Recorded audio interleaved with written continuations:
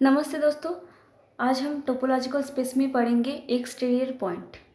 तो चलिए स्टार्ट करते हैं। पहले इसका डेफिनेशन देखते हैं। Let capital A B a subset of a topological space X. A क्या है? कैपिटल एक्स का एक सबसेट है और ये एक्स है एक टोपोलॉजिकल स्पेस। अब हम इस सबसेट ए का ही एक्सटीरियर पॉइंट का डेफिनेशन पढ़ेंगे। A point small x belongs to capital X is said to be an exterior point of capital A। हम किसी भी एक पॉइंट को चूज करेंगे कैपिटल X से, तो ये स्मॉल x कैपिटल A के लिए एक्सटीरियर पॉइंट कब कहेंगे हम? If and only if it is an interior point of the complement of A.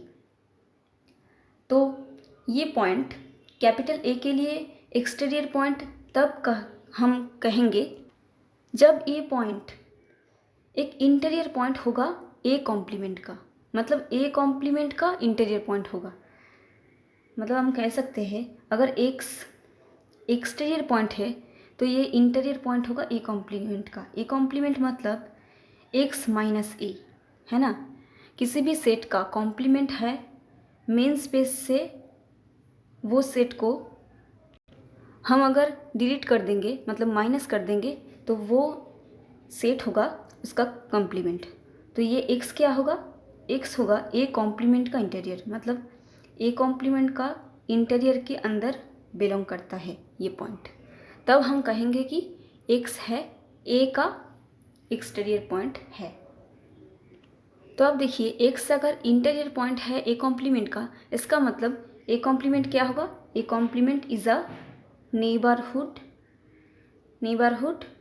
Of x, है ना। ये इंटीरियर पॉइंट का डिफिनेशन है। हम जानते हैं कि अगर एक्स इसका ए का मतलब ए कॉम्प्लीमेंट का इंटीरियर पॉइंट है तो ए कॉम्प्लीमेंट इसका नेबरहुड होगा। अब ये अगर नेबरहुड है तो वहाँ पर एक ओपन सेट ज़रूर रहेगा, एक जी टाइप का ओपन सेट ज़रूर रहेगा, जिसके लिए क्या होगा? X belongs to G subset of A complement होगा, क्योंकि ए कॉम्प्लीमेंट एक्स का नेबरहुड है। इसीलिए यहाँ एक ओपन सेट ज़रूर रहेगा जो कि एक्स को कंटेन करता है और वो सबसेट होगा इस नेबरहुड का। तो हम कह सकते हैं कि एक्स अगर एक्सटीरियर पॉइंट होगा ए का, अगर there exist an open set G such that x belongs to G subset of A complement. ठीक है, तो हम ये दोनों स्टेटमेंट ही यूज़ कर सकते हैं एक्सटीरियर पॉइंट रिप्रेजेंट करने के लिए। ठीक है, तो अब देखिए ये जी क्या है? ए कॉम्प्लीमेंट का सबसेट है।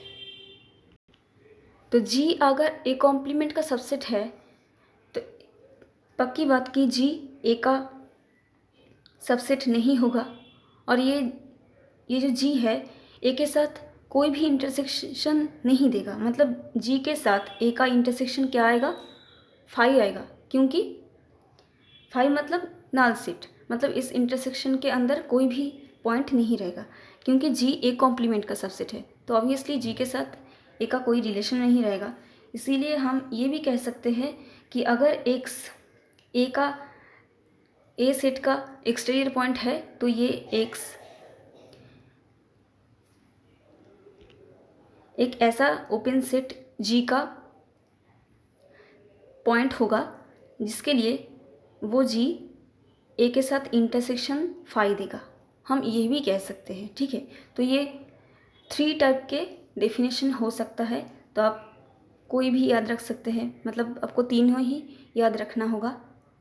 अब हम किसी भी सेट ए के लिए जितने भी एक्सटीरियर पॉइंट्स होगा वो सभी एक्सटीरियर पॉइंट का कलेक्शन का एक नाम दे सकते हैं।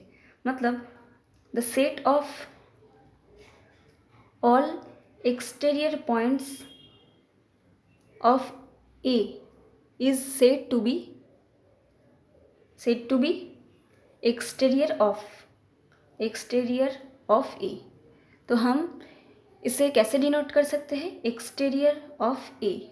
इसका मतलब ये जो सेट है इसके अंदर ए के जितने भी एक्सटीरियर पॉइंट्स होगा वो सभी पॉइंट्स आते हैं। मतलब वो सारे पॉइंट्स का जो कलेक्शन होगा उसका नाम है एक्सटीरियर ऑफ ए और EXT ए, जैसे कि आप देखे हैं कि इंटीरियर ऑफ ए होता है, मतलब ए इंटीरियर होता है। ए इंटीरियर एक ऐसा सेट है जिसके अंदर ए का हर एक इंटीरियर पॉइंट्स आता है, मतलब हर एक इंटीरियर पॉइंट का कलेक्शन है ए इंटीरियर।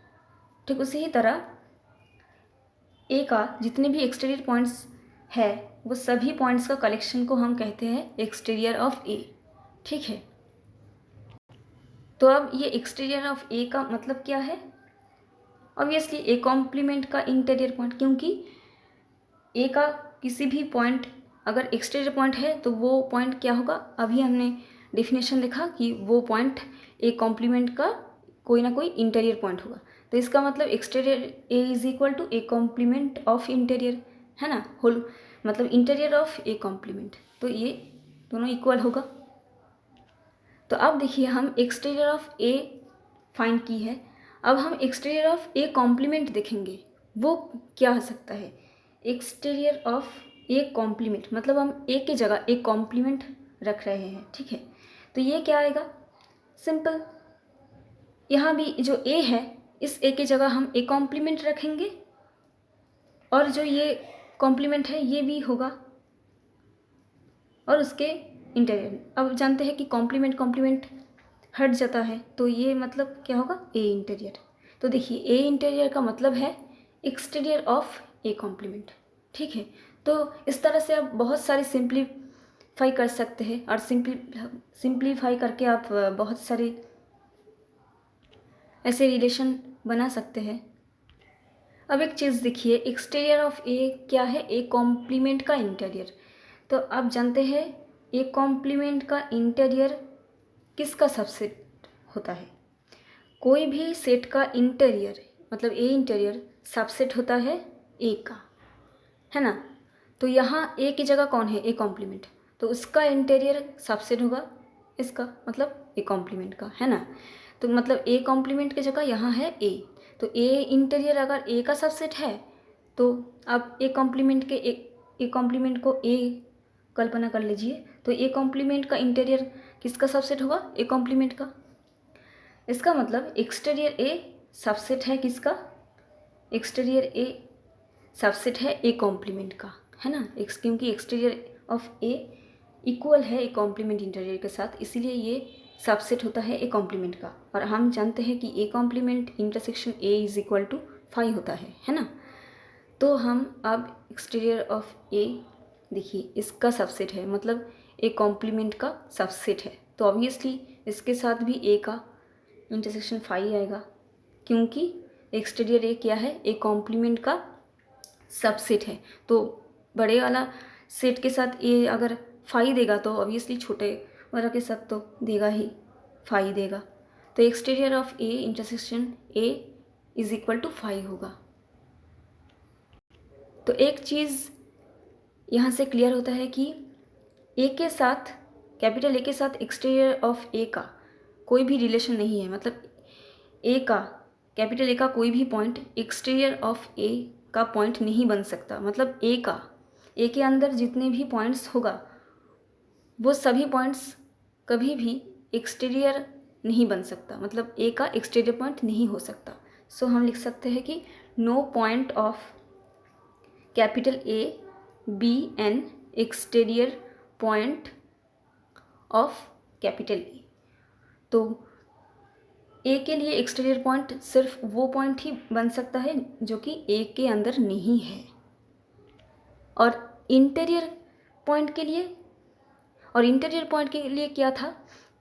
ए के लिए वो पॉइंट ही इंटीरियर बन सकता है जो कि ए के अंदर है। तो यहाँ पर एक डिफरेंस है ना, कि इंटीरियर पॉइंट होने के लिए उसे हमेशा एक्स का ही, मतलब ए का ही पॉइंट होना पड़ेगा, लेकिन एक्सटीरियर होने के लिए एक ए का एक्सटीरियर पॉइंट होने के लिए उसे ए के अंदर नहीं रहना चाहिए। ठीक है, इंटीरियर पॉइंट होने के लिए एक ए के अंदर रहना पड़ेगा और एक्सटीरियर पॉइंट होने के लिए ए के अंदर नहीं होना चाहिए। तो ये एक डिफरेंस है इंटीरियर पॉइंट और एक्सटीरियर पॉइंट के बीच। तो ये फर्स्ट डिफरेंस है। और सेकेंड डिफरेंस क्या है?